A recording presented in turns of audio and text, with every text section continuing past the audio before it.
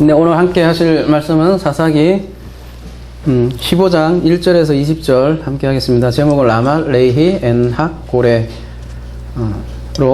함께 하고자 합니다. 부제로 을 깨고 나온 물 잡아보았는데요.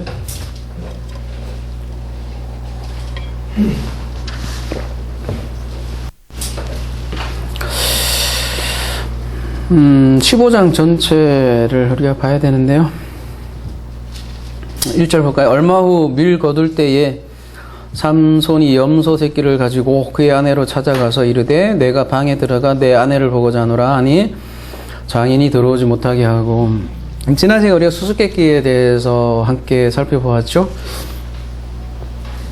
그리고 오늘 본문도 그 수수께끼를 반드시 염두에 두고 여러분이 함께 읽으셔야 풀리는 수수께끼. 라말레이와 에나꼬레도 어떻게 보면 수수께끼, 그죠? 방언 같지 않아요? 라말레이, 에나꼬레. 에나꼬레, 야레꼬레. 하여튼 그래요. 그래서 14장의 수수께끼를 염두에 두지 않으면 이게 무슨 말씀인지를 도저히 알 수가 없는 본문이 사사기 15장이에요. 그걸 염두에 둬야 될 것 같고요. 어쨌든 그 수수께끼로 인해서 그 아내가 블레셋 사람들을 돕고 그래서 이제 삼손이 이렇게 떠나는 장면으로 14장은 끝나죠. 그래서 이제 아내에게 다시 돌아왔어요. 뭔가 아내하고 이렇게 화해의 선물이죠. 염소 새끼를 가지고 왔으니까. 그래서 아내하고 잘 지내보려고, 그죠? 왔는데 이게 웬 날벼락이에요? 장인이 들어오지 못하게 한대요. 그래서 하는 말 이르되 내가 그를 심히 미워하는 줄 알고 그를 내 친구에게 주었노라. 그의 동생이 그보다 더 아름답지 아니하냐? 청하노니 너는 그를 대신하여 동생을 아내로 맞이하라. 난 네가 아내를 되게 미워하는 줄 알았다. 그래서 다시는 찾아올 줄 않을 줄 알았다. 그래서 그때 30명 중에 친구들 중에 한 명인 것 같아요. 그죠? 친구들에게 블레셋 사람들이죠. 줬다. 이렇게 얘기를 하고 있어요. 그래서 이제 삼손을 달래기 위해서 야, 동생이 더 아름답다. 내가 동생을 줄게. 누구 생각나요? 야곱 생각나죠, 그죠? 레아하고 라헬이 등장하는데 레아를 이렇게 들이미는 라반이 생각나는 그런 대목이기도 한데요. 아무튼 삼손은 이 일로 인해서 상당히 열이 받습니다. 그래서 3절에 삼손이 그들에게 이르되 이번은 내가 블레셋 사람을 해할지라도 그들에게 대하여 내게 허물이 없을 것이니라 하고 삼손이 가서 여우 300마리를 붙들어서 그 꼬리와 꼬리를 메고 회를 가지고 그 두 꼬리 사이에 한 회를 달고 회에 불을 붙이고 그것을 블레셋 사람들의 곡식밭으로 몰아들여서 곡식당과 아직 배지 아니한 곡식과 포도원과 감람나무들을 사른지라. 아, 이런 게 어렵다고요. 제가 얘기하는 거는.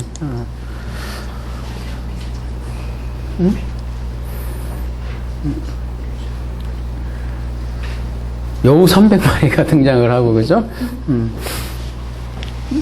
또 아내를 블레셋에게 준 사람은 장인이에요. 뭐 장인하고 뭐 이렇게 뭐 절교를 하든지 그래야 되는데 블레셋에게 그 모든 것을 돌리죠, 그죠?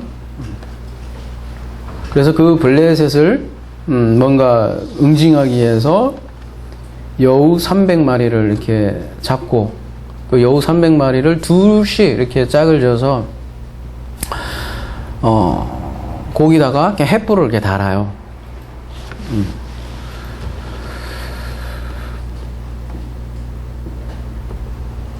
그리고 그 횃불 달고 그 블레셋 사람의 곡식 밭이죠. 거기다가 풀어놓는 거죠. 그러니까 이놈의 여우들이 왔다 갔다 하면서 왜 이제 두 마리를 묶느냐 할 때 얘기하는 것들은 한 마리면 그냥 이렇게 쏙 가는데 두 마리면 막 싸우다가 왔다 갔다 한다는 거죠. 그리고 어떻게 300마리를 다 잡을 수 있냐? 삼손이 무슨 재주로 여우를. 그래서 원어로 보면 자칼이라는 게 훨씬 가깝다 이렇게 얘기하기도 한데요. 자칼은 좀 몰려다닌다는 거죠.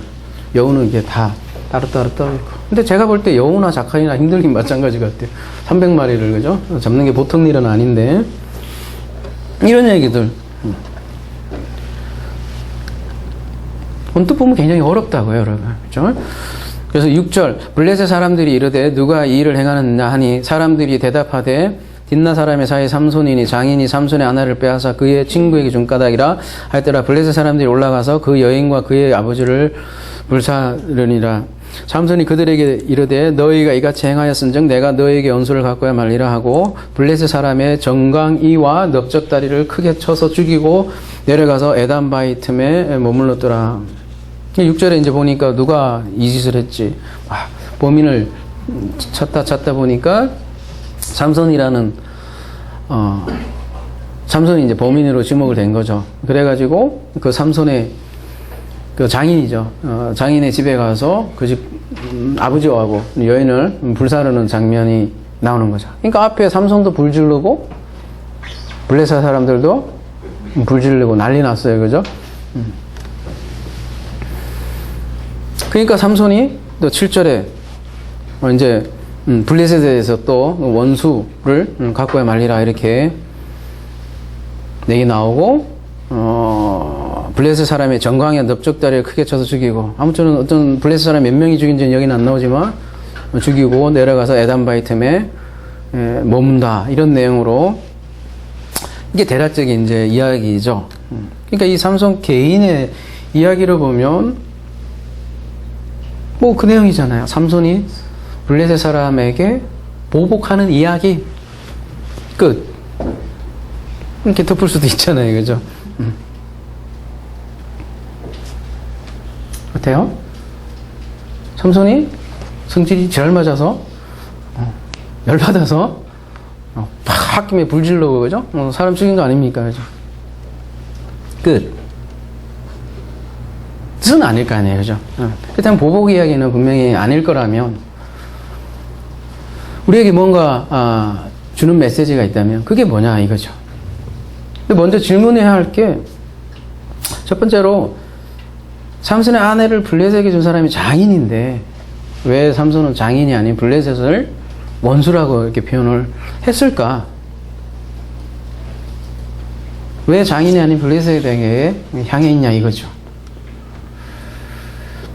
그래서 그리고 그 아내를 블레셋에 준 게 어떤 의미가 있길래 이렇게 삼손이 그렇게 불을 지르고 그러냐는 거죠. 근데 사실 그 아내가 블레셋에게 주어진 거는 이거 이스라엘을 대변하는 거거든요. 이스라엘의 간음이라는 그 주제로 지금 얘기를 하는 건데요. 다른 신랑과 사는 이스라엘의 모습을 그 현실을 보여주는 거죠. 그래서 삼손을 이용해서 블레셋을 심판하는 내용을 보여주는 거죠. 근데 이제 우리는 그간 성경을 함께 읽으면서 심판과 구원은 하나임을 알지 않습니까? 그죠? 그러니까 이 심판의 모습 속에 보이는 이 심판의 이야기 속에서도 우리는 구원의 이야기를 볼 수 있다라는 거죠. 그런 맥락에서 블레셋의 어떤 심판의 의미를 살펴봐야겠죠. 단순히 어떤 보복 그런 모습으로 본다면 의미를 읽을 수 없겠죠. 그래서 성경은 참 신기하고 재미있는 책인 것 같아요. 제가 말씀 강의하기 전에 그냥 푸념 비슷하게 여러분에게 말씀드렸잖아요. 사사기 15장을 다루면 일주일 내내 저를 괴롭히는 책이에요, 사실. 그죠? 저는 여러분 산에서 뒀다가도 자연적으로 나오는지 아닌지 생각할지 모르지만 처절한 사투까지 하면 너무 심한 거예요, 그죠? 하여튼 제 머리에는 굉장히 많은 하여튼 생각을 많이 하게 만들어요, 성경이. 원래 그런 책인 것 같아요, 성경이. 그래서 제가 사랑하는 책이기도 해요. 그게 이렇게 단순하고 재미없는 책이면 난 이거 갖고 말씀 못 전할 것 같아요. 심심해서 재미없어서. 근데 나를 먼저 괴롭혀요. 막 막 삼손이 나를 괴롭히고 이 스토리가 막 괴롭히고 막 자는데 막 여우가 왔다 갔다 하고 막 얼마나 생각을 많이 하면 그렇겠어요, 그죠? 아까 말씀드렸지만 주일날 되면 그냥 새벽도 안 해요. 아주 그냥 초새벽에 깨고 막 그래요. 막.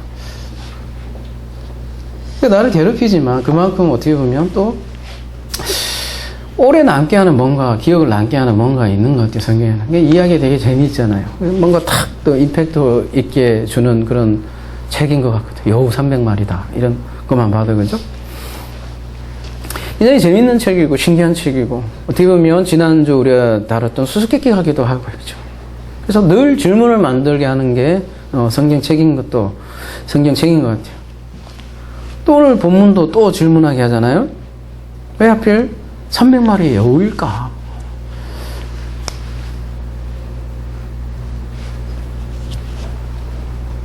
그리고 그 여우의 또 꼬리에 불을 매달고 왜 꼭 그렇게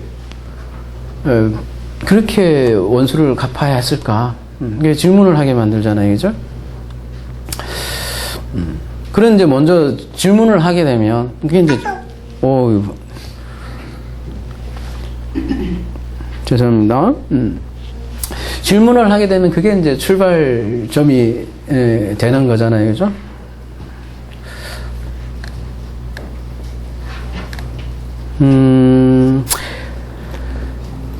그 질문에 대한 해답은 또 할 수 있는 해답의 방법은 성경을 보는 또 수밖에 없고요, 그죠? 그래서 성경을 통해서 기도한다는 말도 그래서 맞는 말이고요, 그죠? 기도할 수밖에 없고 읽을 때. 그래서 이 회라고 이렇게 번역이 됐는데 이 회에 대해서 이렇게 좀 보았어요. 보니까 한번 볼까요? 사사기 15장 4절.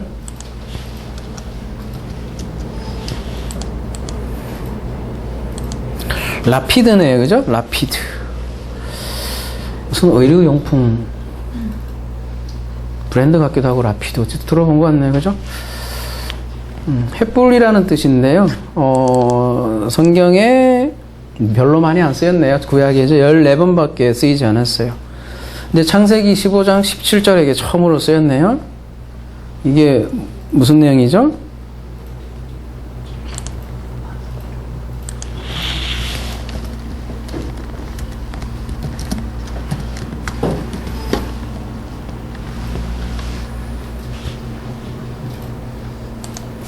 이네요, 그죠?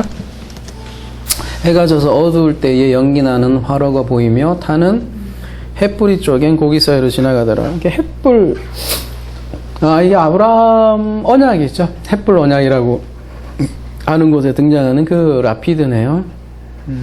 또 하나는 가볼까요? 출애굽기 20장 18절. 그냥 그걸 읽어드릴게요. 그냥.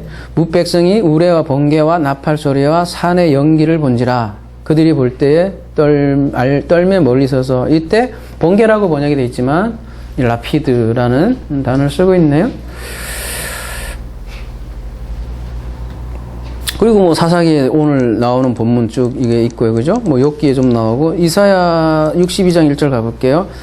나는 시온의 공의가 빛같이 예루살렘의 구원이 뭐같이?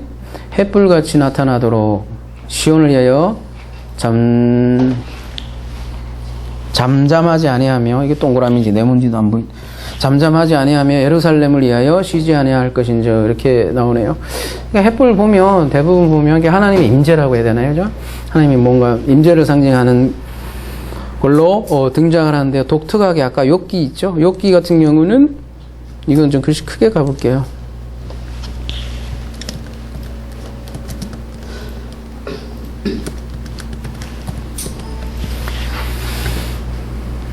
평안한 자의 마음은 재앙을 멸시하나 재앙이 실족하는 자를 기다리는구나. 여기는 횃불이 없네.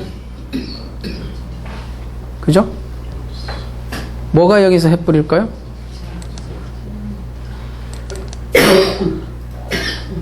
재앙이라고, 그죠? 재앙이라 되어 있는 거죠. 햇불 여기서는 재앙으로 번역을 하고 있네요, 그죠? 욥기 41장 9절도 가보면 그에 비해서 횃불이 나오고 불똥이 튀어나오고 이거 뭔가 이것도 재앙적인 개념이 드는 그런 거네요. 또 어디 나와요? 이제 이렇게 쭉 보면 이제 선지서에 나오는데 스가랴 한번 볼까요? 스가랴 12장 6절 마지막으로 한번 볼게요. 그날에 내가 유다 지도자들을 나무 가운데로 화로 갖게 하시며 곡식단 사이에 횃불 갖게 하리니 그들이 좌우에 에워싼 모든 민족들을 불사를 것이요 예루살렘 사람들은 다시 그 본 곳 예루살렘에 살게 되리라. 곡식단 사이에 횃불이라고 이렇게 하는데 이때 라피드죠, 그렇죠? 쭉 보니까 그래서 하나님의 임재를 나타내는 횃불이 대적에게 사용되면 그게 뭐냐면 재앙으로도 사용하는 거예요. 횃불이 양면성이 있네, 그죠? 그래서 심판과 구원은 하나다라는 얘기도 그렇게 얘기하는 거고요, 그죠? 그래서 오늘 본문은 이 300마리의 여우 꼬리에 이렇게 횃불을 다는 거죠. 근데 왜 하필 300마리일까? 이런 질문을 할 수 있겠죠. 이 300마리라는 이 300마리를 이해하는 방법은 여러 가지 있겠지만, 그죠? 이거 사사기 15장인데 가장 가까운 문맥에서 보면 제일 이해할 수 있을 것 같아요. 그죠? 가까운 문맥이라고 하면 사사기 있죠? 사사기 이 300이라는 숫자가 이미 등장을 하는데 어디에 등장을 하냐면 7장에, 그죠? 기드온 300 군사. 그러니까 기드온 군사도 300으로 이렇게 등장을 하죠. 근데 재밌는 게 그때도 횃불이 등장을 해요. 그죠? 여기 보면 그래서 지금 라피드에서 보는 게 되는데 거의 다 본 거네요. 싹 다 거의 다 본 건데, 그죠? 라피드에서 이제 사사기 7장 16절에도 이게 나온다는 거예요. 뭐냐면 다 안 읽을게요. 그냥 이미 우리가 나눴던 본문이니까, 그죠? 항아리가 있고 그 항아리 속에 횃불이 있는데 그걸 항아리 딱 깨고 그 다음에 횃불 들고 나팔 들고 전쟁에 승리한 거잖아요. 그때 등장하는 300의 횃불이 이때도 등장을 한다는 거죠. 그러니까 오늘 본문은 기도의 미디안과의 전쟁을 우리에게 자연스럽게 연상하게 한다는 거죠. 그럼 우리가 미디안 전쟁의 본질에 대해서 우리가 함께 살펴봤잖아요. 겉으로는 미디안과의 싸움 같지만 궁극적으로는 하나님이 나에 대한, 그죠? 성경의 전쟁이 그래요. 하나님이 치르는 전쟁인데 나를 향한 전쟁이라는 거죠. 다른 바깥에 있는 것이 아니라. 그러니까 이 블레셋도 마찬가지죠. 같은 메시지를 던진다는 거죠. 이 횃불은 우리가 이제 심상이 이제 재미있게 여우로 다가오지만 결국은 그 횃불이 어디에게 지금 다가오는 거냐면 우리들 자신에게 다가오는 그런 횃불이라는 거죠. 여러분 3이라는 거는 아주 상징적인 숫자잖아요. 그죠? 죽음과 부활을 네, 숫자이기도 하고요. 그죠? 그래서 오늘 본문 또한 그래서 죽음과 부활의 메시지를 우리에게 줄 것이라는 거죠.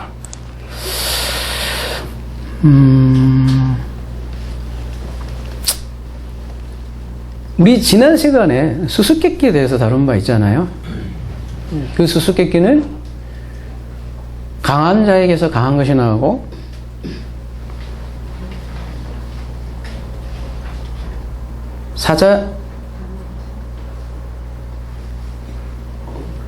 먹는 자에서 먹는 것이 나오고 강한 자에서 단 것이 나온다잖아요. 그죠? 이 수수께끼에 대한 올바른 반응이 뭐냐는 거죠. 그 수수께끼 진정한 의미를 안다면 그 반응은 무엇이 되어야 됩니까? 소위 말하는 회심이죠.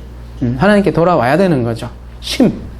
중심, 그 심으로 돌아와야 된다는 거죠. 근데 이 블레셋은 이 수수께끼의 겉으로 된 답은 뭐 사자의 꿀이라고 이렇게 얘기하지도 않았죠. 하긴 무엇이 사자보다 강하며 무엇이 꿀보다 다냐 하고 그냥 의기양양하게 얘기를 했잖아요. 그렇게 답은 겉으로 된 답은 맞출 줄 모르지만 그 하나님이 원하는 반응 그건 아닌 거죠. 그 대적 상태죠. 여전히 중심을 떠나 있는 거죠. 관역에서 벗어나 있는 거죠. 그 상태가 오늘 15장 그대로 이어져서 얘기를 하는데 그 상태를 간음이다 그러니까 다른 남편 아래에 있는 여인이다 이렇게 얘기를 하는 거고요. 그래서 장인이 아내를 넘겨줬는데 블레셋을 심판한단 말이죠. 그리고 그 블레셋도 불로 심판을 한다는 거죠. 근데 이 불로 태우는 것에 대해서 성경에 몇 구절 함께 볼게요.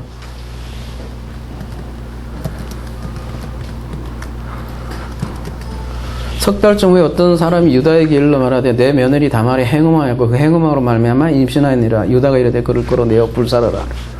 살벌하죠. 레위기 20장 14절. 누구든지 아내와 자기의 장모를 함께 데리고 살면 악해인즉 그와 그들을 함께 불사를지대. 원래 이 불사른다는 게 그래서 이 간음에 대한 형벌로 이렇게 등장해요. 레위기 21장 9절도 그렇고요. 그래서 사실 삼손의 아내와 장인도 사실 블레셋 사람들에게 의해서 또 불사름을 당하죠. 그러니까 삼손의 아내, 장인, 블레셋이 다 함께 엮여 있는 거죠. 같은 상태인 거죠. 그래서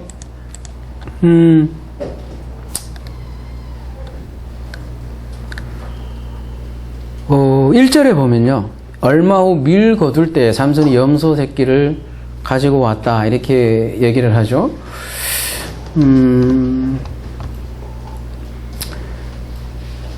아내를 찾아온 때가 밀 거둘 때예요. 이스라엘 추수 시기가 크게 세 단계로 구분이 되는데요. 하나는 보리, 하나는 밀, 그 나머지는 이제 모든 포도나무, 무화과나무, 올리브 이렇게 모든 열매들을 저장하죠. 각 계절마다. 그러니까 이 절기와 농사가 좀 일정한 관련이 있는 거잖아요. 그러니까 보리는 유월절하고 관련이 돼 있고요. 종교적으로는 유월절에 양을 잡지만, 그죠? 밀은 어디에 관련이 돼 있냐면 농사적으로 오순절과 관련이 돼 있고요. 무화과, 포도나무, 올리브 이런 거는 장막절과 관련이 돼 있죠. 지금은 이제 삼손이 밀을 거둘 때 오는 거니까 오순절 시기예요. 쉽게 얘기하면. 그래서인가 오순절날 신약에서도 보면 불이 임하죠. 근데 어떤 이에게는 그게 구원의 메시지이지만 어떤 이에게는 방언으로 들리고 어떤 이에게는 하나님의 큰 일로 들리지만 어떤 이에게는 심판으로 다가오잖아요. 그래서 이 300마리 여우로 불살라는 이야기도 바로 우리가 가는 상태이면 그 불못에 들어간다는 거죠. 사망이라는 사실을 우리에게 알려주고요.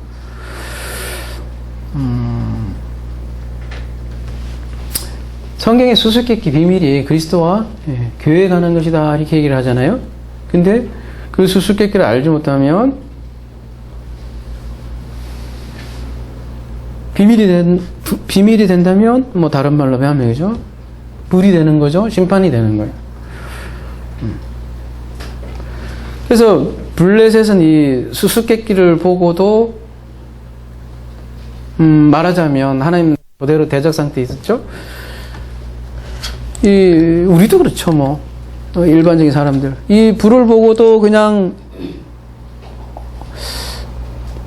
여우 300마리가 이렇게 막 불로 다 태우니까, 골 때리네. 이러고 끝나면 아무런, 이 불은 그냥 그의 말대로 그냥 불이죠, 뭐.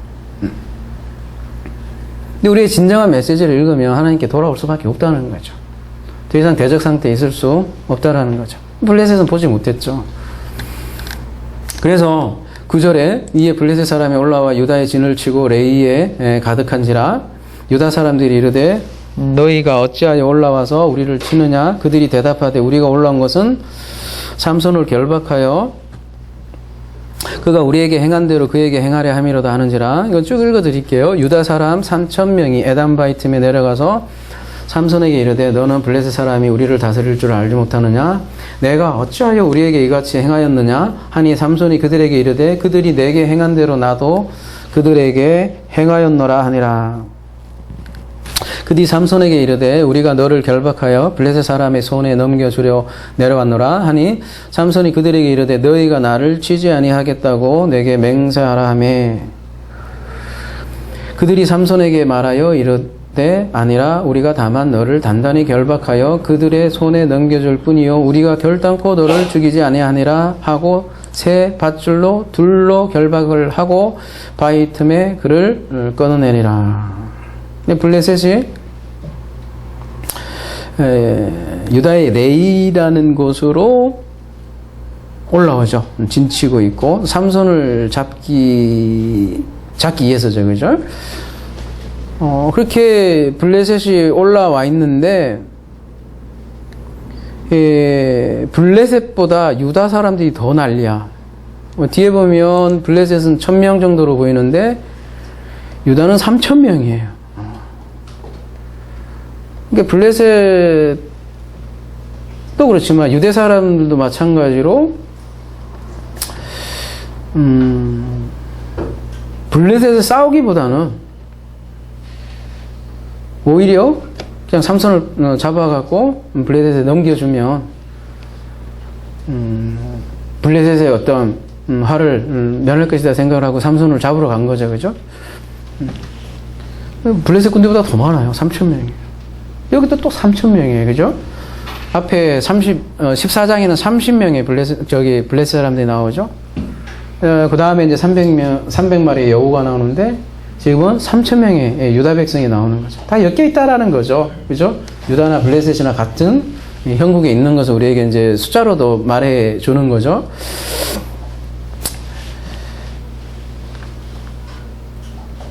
그러니까 유대인들은 삼손을 이해할 수 없죠. 이해할 수 없었죠. 뭐 오늘날도 그렇지 않나요? 삼손을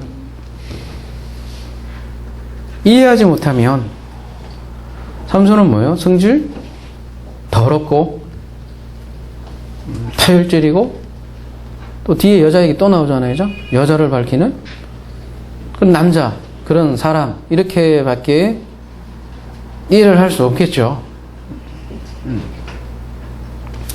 성경이 그 상태면요, 그죠? 여러분 그리스도를 죽인 사람도 누구예요? 유대인 아닙니까, 그죠? 유대인들이 왜 그리스도를 죽였겠어요? 이해할 수 없었죠. 예수가 하는 말은 다 비유일 뿐이고 수수께끼일 뿐인 거야. 그냥 걸림돌밖에 안 된 거죠. 그래서 많이 모습에서 이렇게 크로스되어 있고 겹쳐져 있다는 거죠. 삼손의 모습에 있어서. 그대로 그냥 잡혀가죠. 사실 블레셋보다 강한, 사자보다 강한 삼손인데 순수한 어린 양처럼 잡혀가죠. 신약에 보면 똑같이 로마인에게 순순히 잡혀가죠. 누구한테? 동정 유대인들에게 의해서 잡혀가죠. 삼손은 이 유대인들에게 골칫거리죠. 마찬가지로 신약에 오면 예수는 이 유대인들에게 이 신성모독하는 골칫거리인 거죠. 그래서 14절 삼손이 레이의 이름에 블레셋 사람들이 그에게로 마주 나가며 소리 지를 때 여호와 영이 삼손에게 갑자기 임하심에 그의 팔 위에 밧줄이 불탄 삼과 같이 그의 결박되었던 손에서 떨어진지라. 삼손이 나귀 새 턱뼈를 보고 손을 내밀어 집어들고 그것으로 1000명을 죽이고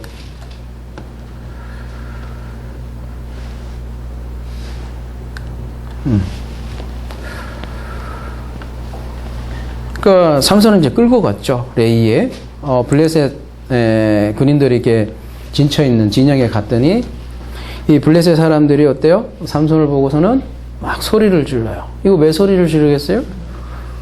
말하자면 적장을 잡았으니까. 뭐 예전에 전쟁 보면 그죠? 막 적장 잡으면 거의 뭐 승리에 도취되는 함성을 막 질렀겠죠. 근데 이 모습이 우리 14장 때도 다루었지만 어떤 모습하고 같다고 그랬어요? 유사하죠. 표현 자체가 사자가 포도원에서 나와서 막 소리를 지르는 거죠. 똑같은 단어를 쓰고 있고 똑같은 장면을 그리고 있고요. 그리고 그때 사자가 등장했을 때 여호와의 영이 삼손에게 임했다 그런 표현이 있듯이 블레셋이 소리를 지를 때 여호와의 영이 삼손에게 임했다 똑같은 표현이 되어 있고요. 그리고 그를 묶었던 밧줄을 끊어버리죠. 14장에서 보면 사자를 손으로 찢어 죽이는 그런 모습. 지금은 줄을 끊어버리죠. 그리고는 삼손이 그 주변에 있던 새 특별을 보고 손을 내밀어 집어들고 그것으로 천명을 죽였다. 여기 나귀의 턱뼈가 여러분 어떻게 생겼는지 혹시 아세요? 제가 보여드릴게요. 하나 준비해왔어요. 그죠? 이렇게 생겼다고 그러네요. 어떻게 해요? 무기 될 만해요? 좀 되는 것 같기도 하고, 그죠?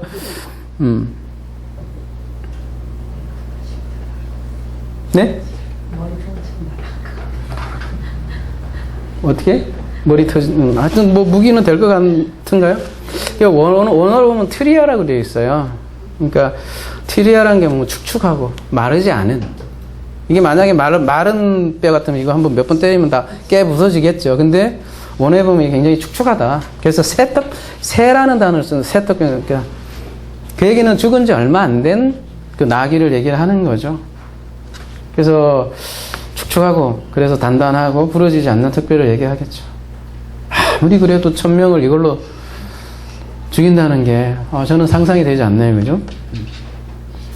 근데 14장에서도 보면 내용이 이게 아주 유사한 게 뭐냐면 14장에서도 사자의 죽음을 만지거든요. 거기로부터 나는 꿀을 먹는 거니까, 그죠? 그러니까 삼손은 여기서 다시 한번 시체를 또 만지는 모습으로 보이는 거죠, 그죠? 보이죠? 그 시체로 1000명을 죽인다는 거죠. 사실 사자를 맨손으로 찢어 죽이는 게 힘들어요? 아니면 1000명을 죽이는 게 힘들어요? 둘 다 힘든 것 같아요, 그죠? 요즘 사자를 맨손으로 찢어봤어요? 아유, 그거나, 그죠? 1000명 죽이는 거나. 제가 볼 땐 둘 다, 이거 사람이 할 일이 아니에요, 그죠? 둘 다 힘든 일이에요. 근데 1000명이라는, 1000 자체가, 알레프 이시안데, 그죠? 1000명 자체가 상징적인 숫자이기도 해요. 완전수죠. 1000이라는 자체가, 그죠? 완전히 죽였다는 완전수의 표현이기도 한데요. 사람으로는 할 수 없죠. 사자를 죽이는 거나 같은 거예요, 사실은. 이 블레셋을 죽인 거나 그 사자가 블레셋이다. 14장에서 이미 말씀드린 바 있잖아요, 그죠? 그래서 사람으로는 할 수 없다. 구원이 바로 이러한 성질의 것이라는 거 우리에게 얘기해주고 있고, 그래서 오늘 본문은 많은 부분에서 14장과 닮아 있고, 그래서 15장은 14장과 연관해서 생각해야만 풀린다는 거죠. 그래서 수수께끼와 연관해서 생각해야만 하는 본문이고요. 그래야 메시지를 읽을 수 있는 본문인 거죠.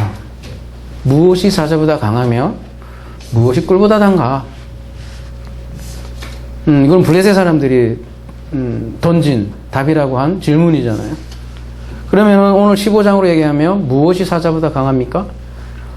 나귀 뼈가 사자보다 강한 거예요, 그죠?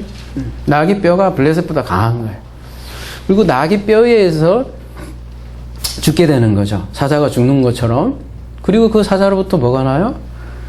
단 것이 나오죠. 그러면 15장도 반드시 단 것이 뭔가가 나와야 되겠네요, 그죠? 그게 뭘까? 16절에 그래서 이르되 나귀의 턱뼈로 한 더미 두 더미를 쌓았으며 나귀의 턱뼈로 내가 1000명을 죽였도다 하니라. 그가 말을 마치고 턱뼈를 자기 손에서 내던지고 그곳을 라맛 레이라 이름하였더라.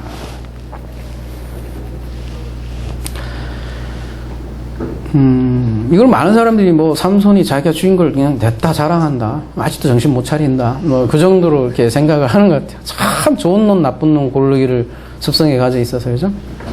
여기는 뭐 하나님 말이 하나도 없다. 이래서 그렇게 폄하를 하지만 이 시 자체가 굉장히 오묘한 시예요, 시. 왜 그러냐면,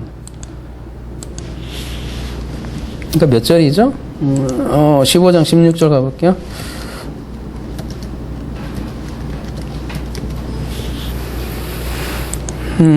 여러분, 이 단어가 다 고기 같아요. 잘 보시면.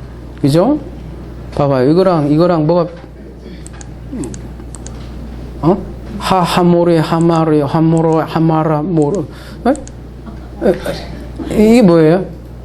밑에 보시면 알잖아요. 낙이고, 얘는 덤이라고 되어 있지만, 둘 다 둘 다 같은 자음이에요. 이거를 뭐라고 얘기하냐면 언어 유희라 그래요. 언어 유희. 그러니까 이 뒤에 나오는 도미는 이 나기하고 관련이 있는 거예요. 그죠? 이걸 언어 유희라 그래요. 그러니까 보면 계속 같은 단어가 하모로 하고 뒤에도 보면 또 이렇게 계속 이렇게 붙어서 계속 얘기를 하고 있단 말이죠. 그러니까 앞에 뒤에 도미는 앞에 나기하고 같이 생각해라. 우리 독자들에게 그렇게 얘기하는 거잖아요. 그죠? 나기 특별로 도미의 도미. 내가 그리고 특별로 첫 남자를 죽였다. 그리고 특별을 내던지고 그곳을 라맛 네이를 불렀다. 뭐 그런 의미잖아요. 라맛 네이가 무슨 뜻이냐면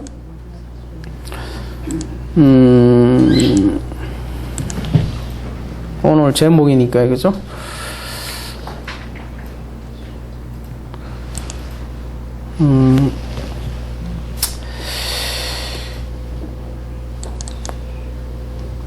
레히 보면 턱하고 뺨 이렇게 돼 있어요. 그죠? 뺨, 턱. 턱이 뼈예요, 뼈.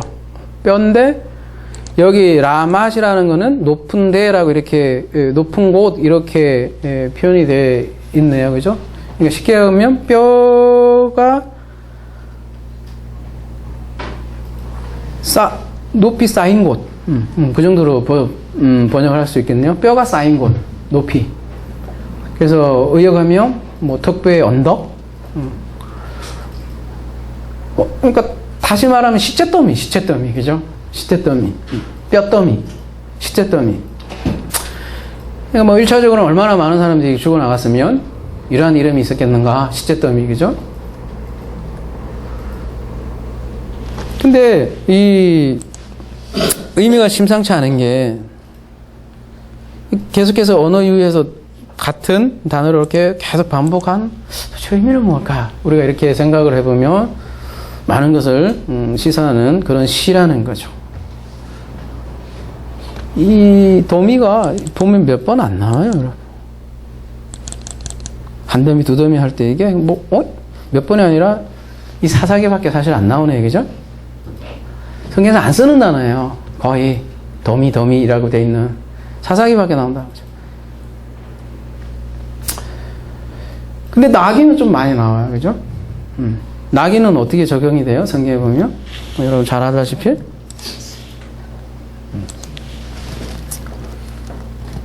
스가랴 9장 9절 가볼게요.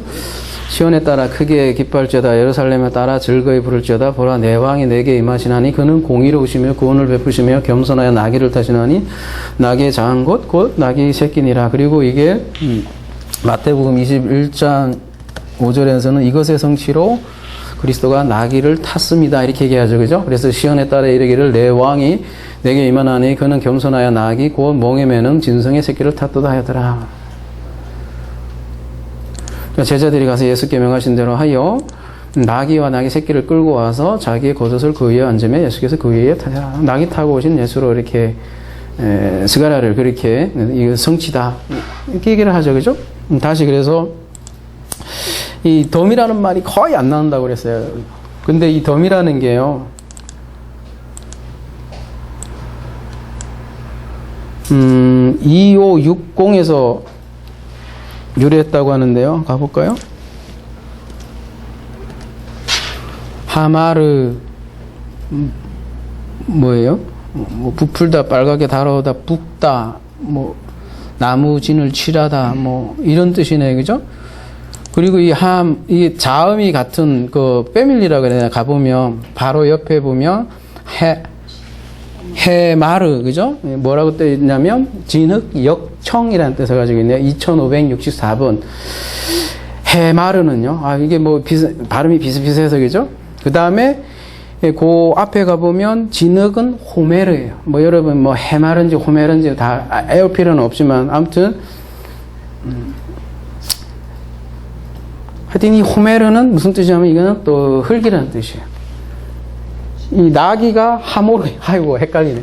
나귀가 하모르인데 하마르에서 온 말인데요. 2560번 불다라는 뜻이고 하모르와 하마르가 아니 하모라와 하모르가 그러니까 같은 계열의 단어고 무슨 얘기냐면 흙, 진흙, 이게 나귀 이게 다 같은 계열의 단어라는 거죠. 그래서 나귀는 연약한 인간을 상징하기도 하고요. 이 나귀 타고 오신 그리스도, 이거는 또 우리 나약한 인간의 모습으로 온 그리스도의 모습으로 보여지기도 하고요. 그래서 이 더미는, 사사기 한 번밖에 안 쓰인 더미는 말하자면 이 나귀와 쌍이 되어 있는 더미예요. 그러니까 나귀와 쌍이 된 흙, 진흙 같은 시체.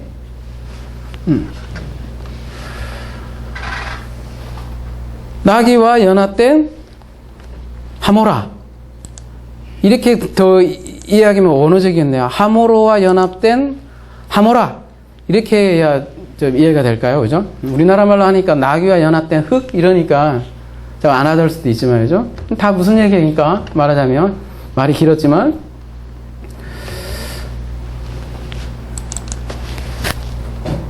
좀 더 나가볼게요. 그러면 자, 레이라는 게 여러분 턱뼈라고만 알고 있지만, 그죠? 그렇게 번역했지만 쭉 보시면 대부분은 뺨이에요. 뺨이 여기니까, 그죠? 아까 나귀의 턱뼈는 그렇게 생겼나 보죠, 그죠? 뺨.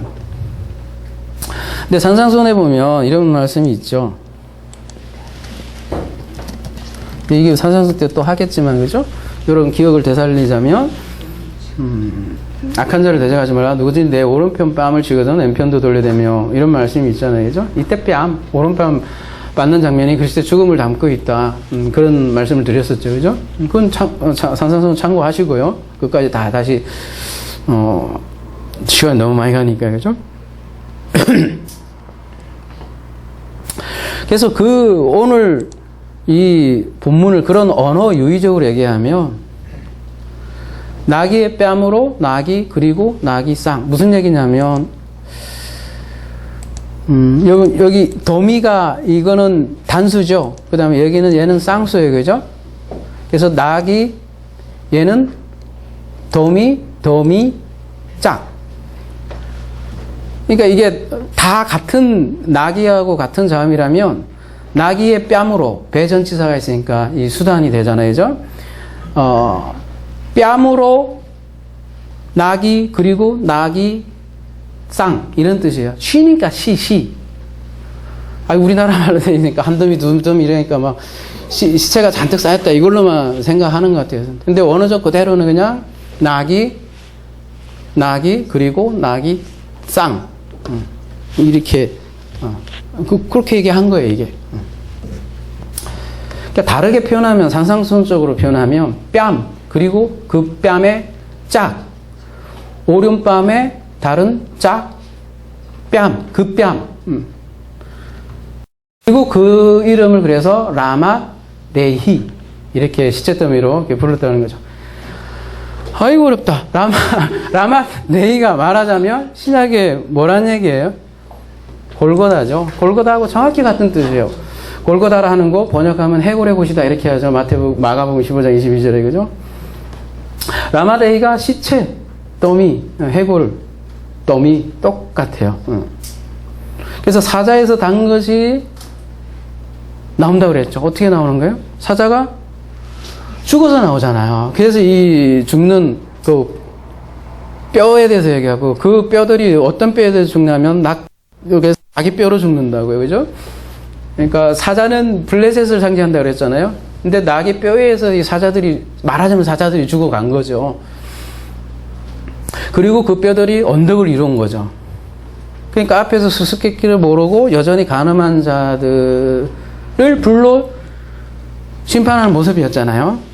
근데 왜 그 심판이 있는지, 그 성령이 우리에게 하는 일이 이에 대해서 심판에 대해서 엘렌코 드러낸다 했는데 여전히 드러내지 않은 그 심판의 상태. 유다도 마찬가지고요. 그들은 여전히 수수께끼 상황에 있고, 삼손은 여전히 수수께끼 하는 거죠. 구원자가 아닌 거죠. 죽어야 하는 인물인 거죠, 삼손은. 마찬가지죠. 유대인들도 구원자가 되지 않고 오히려 로마에게 넘겨주고, 마찬가지로 지금도 오늘 본문도 블레셋이 삼손을 넘겨주고, 그러니 오늘 본문은 골고다라가 할 수도 있고. 그럼 이걸로 끝나느냐? 오늘 본문은 어떻게 끝나느냐면 삼손이 심히 목이 말라 여호와께 부르짖어 이르되 주께서 종의 손을 통하여 이 큰 구원을 베푸셨사오나 내가 이제 목말라 죽어서 할례 받지 못한 자들의 손에 떨어지겠나이다 하니 목말라. 예. 하나님이 레이에서 한 우묵한 곳을 터뜨리시니 거기서 물이 솟아 나오는지라 삼손이 그것을 마시고 정신이 회복되어 소생하니 그러므로 그 샘 이름을 엔학 고레라 불렀으며 그 샘이 오늘까지 레히에 있더라. 그리고 20절에 블레셋 사람의 때에 삼손이 이스라엘 사사로 20년 동안 지냈더라. 이렇게 하면 끝날 것 같은데 뒤에 또 내용이 있어요. 그죠? 보통 이 표현이 사사의 이야기를 끝맺을 때 이런 표현을 하잖아요. 그죠? 20절이. 그래서 16장하고 연결하는 역할로 보여져요. 그래서 20절은 16장과 관련해서 더 봐야 될 것 같고요. 아무튼 오늘 본문은 20절까지 끊었지만 아무튼 요게 만약에 끝맺음의 표현이라면 뭘로 끝나냐면 엔학 고레라는 걸로 끝나는 거죠. 왜 라마 레이에서 끝나지 않는가? 이렇게 우리는 또 질문을 할 수가 있겠죠. 그래서 18절에 보면 삼손이 뭐라고 그래요? 삼손이 심히 목이 말라 여호와께 부르짖어 이르되 주께서 종의 손을 통하여 이 큰 구원을 베푸셨사오나 내가 이제 목말라 죽을 지경입니다. 죽게 생겼습니다. 이렇게 얘기하는 거죠. 그죠? 어디서 많이 보면 표현하기 비슷하죠. 엘리야가요. 갈멜사 전투에 그죠? 어떻게 보면 위대한 승리로 보이는데도 나중에 보면 도망가게 되죠. 그래서 광야로 도망가요. 엘리야가. 그래서 그늘도 없어요. 그래갖고 그늘을 좀 피해 보려고 로뎀나무에 머리를 확 쳐박죠. 여러분, 로뎀나무가 이렇게 큰 나무가 아니에요? 이렇게 그늘이 이렇게 쫙고 이렇게, 로뎀나무 무슨 병원도 있잖아요. 보면, 그럴듯한 나무가 로뎀나무로 생각하지만, 가시나무예요. 그냥 광야에 그늘 얼마 없는 로뎀나무야. 거기 이렇게 쉬려고 하니까 머리를 확 쳐박고 이렇게 딱 쉬고 있다니까, 이게 죽음하신 거죠. 그죠? 아이고, 차라리 나 죽여주세요. 그런 고백이잖아요. 그죠? 엘리야하고 너무 많이 닮아 있는 모습이죠. 요 삼손도 죽게 생겼고 엘리야도 죽게 생겼죠. 근데 엘리야가 앞에 갈멜사 전투로 딱 끝났다. 엘리야 스토리가. 그럼 우리가 가지는 교훈은 뭘까? 또 삼손도 마찬가지예요. 앞에 라만레이로 그 1000명을 죽이는 장면으로 끝났다. 그러면은 우리는 무엇을 배울 수 있을까?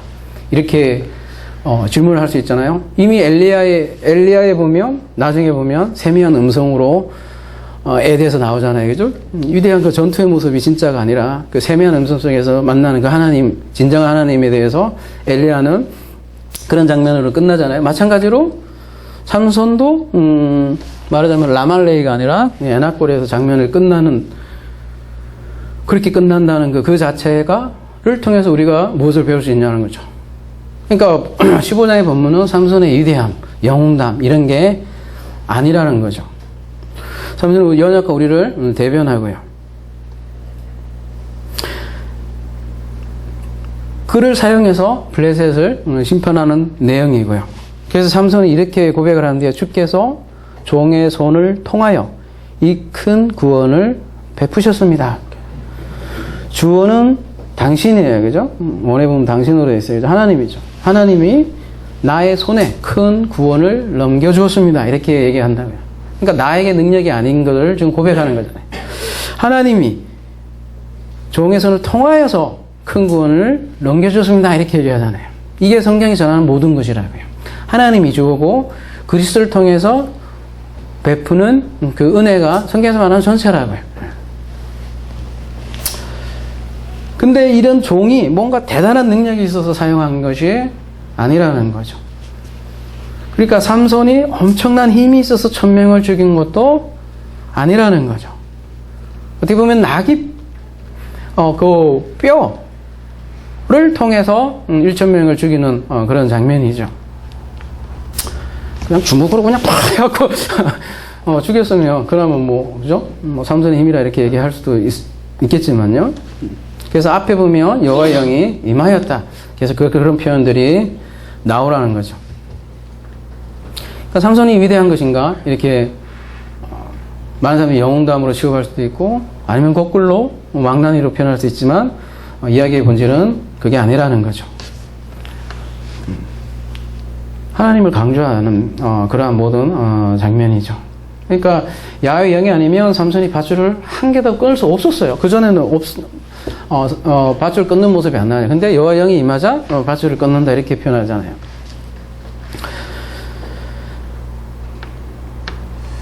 그래서 구원은 하나님의 일하심이라는 사실을 우리가 또 한 번 더 볼 수 있고요.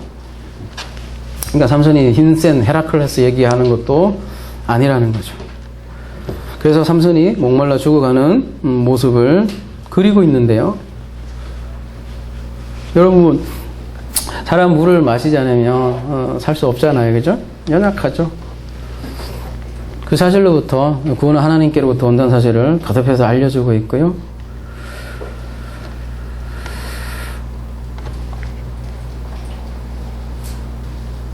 우묵한 곳을 그러니까 하나님이 그러니까 이제 목말라서 죽겠습니다 부르짖으니까 레이의 산 우묵한 곳을 터뜨렸다 이렇게 얘기를 하네요. 그리고 거기서 물이 솟아 나오는지라. 이 좀 의미를 담고 이렇게 해봤는데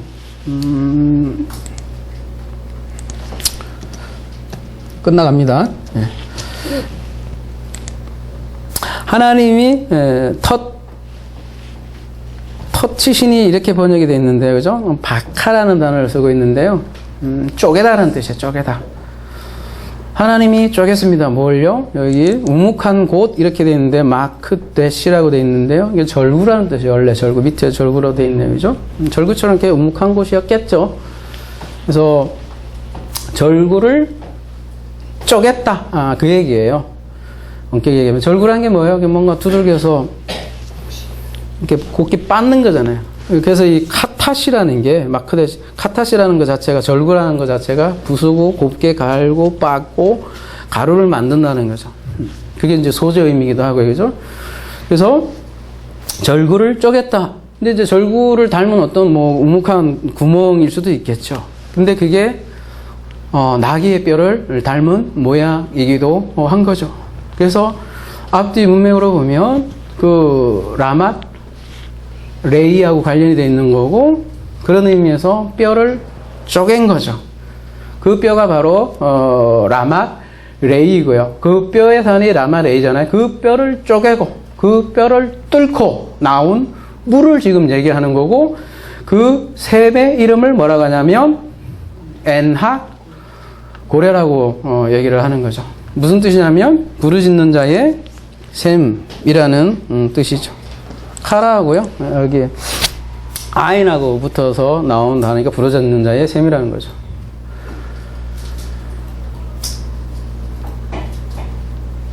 뼈를 쪼개고 나온 물이에요.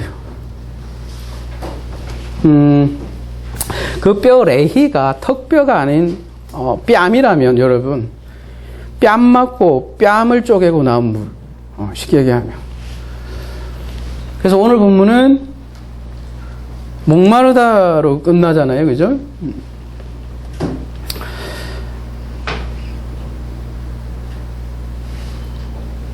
사실 성경에 우리가 인물을 볼 때 두 가지 측면을 다 봐야 돼요. 첫 아담과 마지막 아담을 항상 같이 봐야 되는데 삼손은 우리 목마른 우리들의 대표이죠. 그 대표가 내가 목말라 죽겠습니다 이렇게 얘기를 하는 거죠. 근데 놀랍게도 신약에 보면 예수께서 이런 말씀을 하는데요. 그 후에 예수께서 모든 일이 이미 이루어진 줄 아시고 성경을 응하게 하려 하사 그냥 한 게 아니라 그죠? 이르시되 내가 목마르다. 이런 표현들이 괜히 있는 건 아니죠. 그죠? 삼손의 자리인데 사실 내가 목마르다.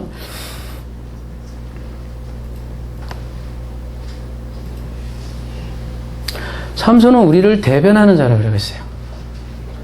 그러니까 우리도 그 자리에 서게끔 하게 하는 인물이라고요.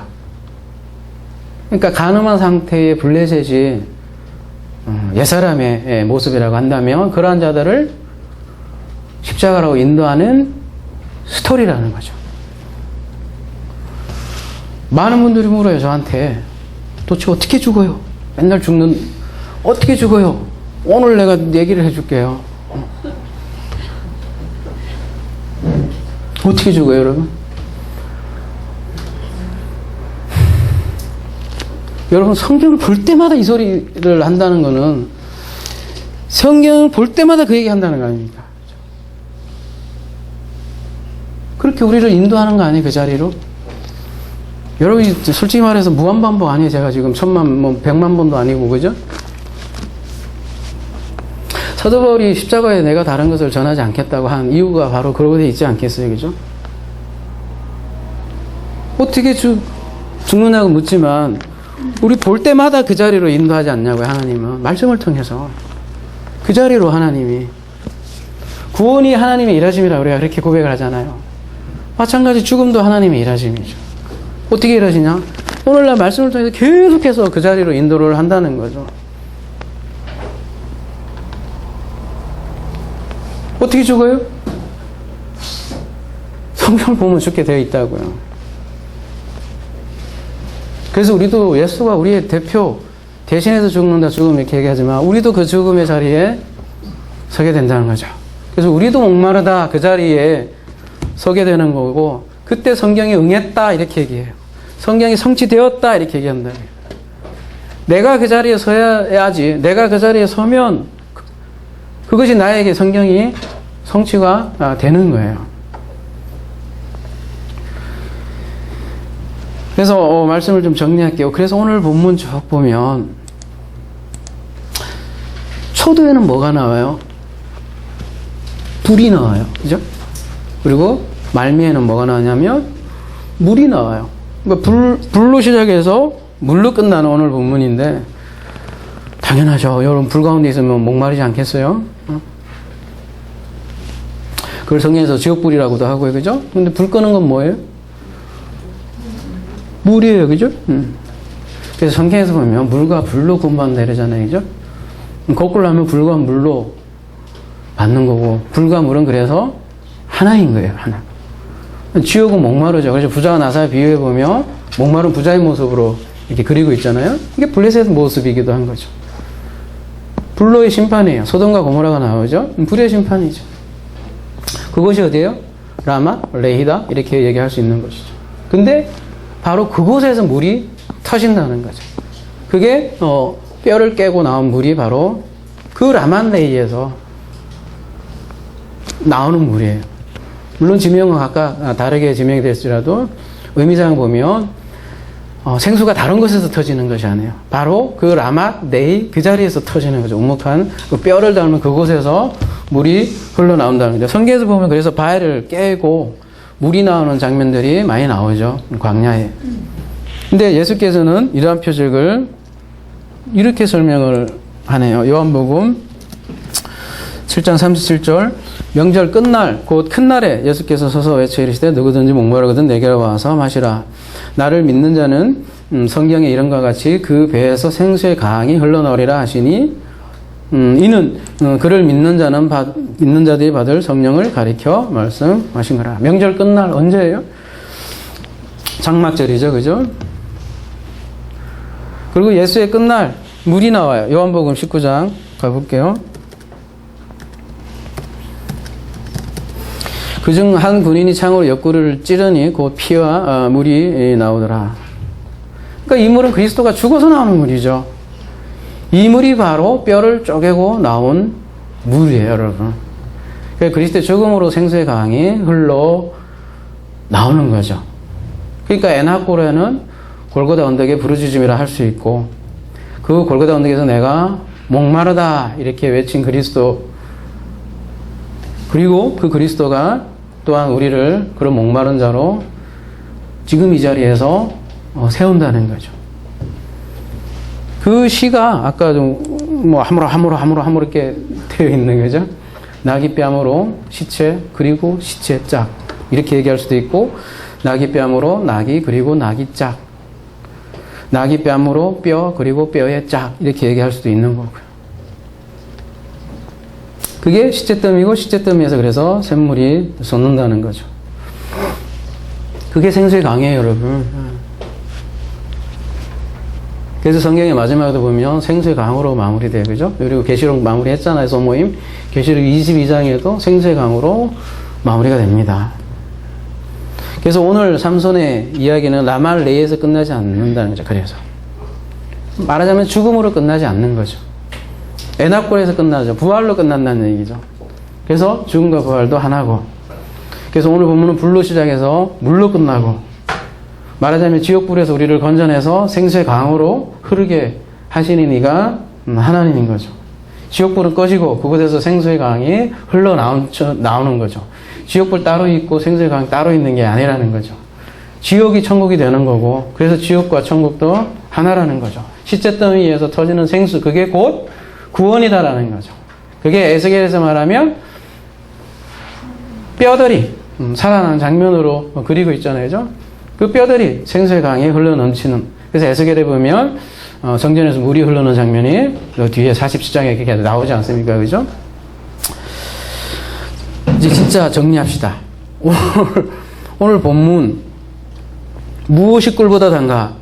그 수수께끼에 답이라 할 수 있겠죠, 이제. 그죠? 이제 우리는 답할 수 있을 거예요. 무엇이 사바자보다 강한가? 낙의 뺨이죠. 그리스도예요. 그죠? 무엇이 꿀보다 단가? 여러분, 정말 목마를 때, 물 마실 때 그런 표현 하잖아요. 아, 이 꿀보다 달다 얘기 하잖아요. 정말 목이 마를 때, 그죠? 정말 죽게 됐을 때는 꿀이 저리 가라죠, 물이. 근데 무엇이 꿀보다 다냐? 오늘 본문에는 바로 물이다. 그리고 에나꼬레에서, 그 다른 물이 아니라 에나꼬레에서 나오는 물이다. 사자가 죽어서 꿀이 나오듯이 그리스도의 죽음으로부터 나오는 물이다. 그것이 사자의 꿀보다 단 바로 그 물이라는 거죠. 뼈를 쪽에서 나온 그 물, 그리스도로부터 나온 그 물, 그 물은 곧 말씀이죠. 그래서 이러한 꿀보다 단 이런 말씀으로 살아가는 우리 하나사랑 되기를 기도합니다.